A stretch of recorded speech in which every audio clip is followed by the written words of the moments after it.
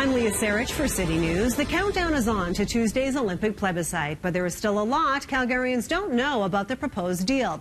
Is this good for Calgary? Our mayor is saying it is. We sat down with Mayor Naheed Nenshi to get more details on the deal.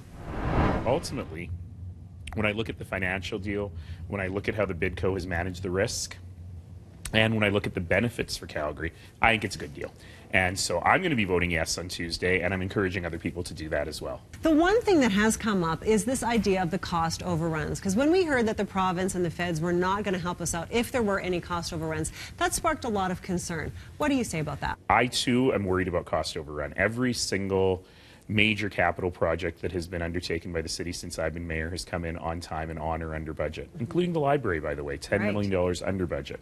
So we're very good project managers, and what we wanted to do is we wanted to bake that in to the budget from the very beginning. So in the $5 billion budget, there's $1 billion of contingencies. There are also a number of insurance policies to protect against cost overrun. So in order to even get to cost overruns, you'd have to burn through $1 billion and blow through all these insurance policies before you even got there, which is very unlikely, particularly because the other interesting thing about this bid is we're not building a lot of new stuff.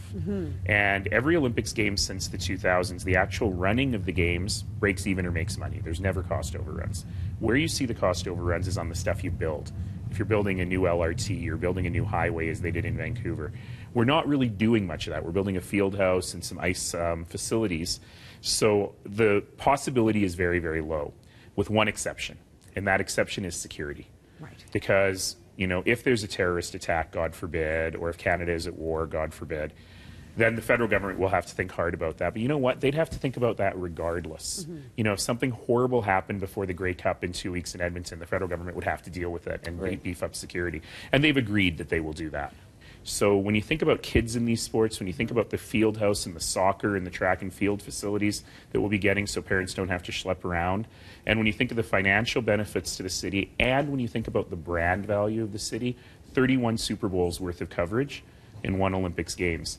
That really adds up to a real package of benefits at a very low cost with very little risk. And to me, we dream big here. When we opened that library, I thought about how big we dream. Here's a chance to dream big with very little risk and really get some benefits from it.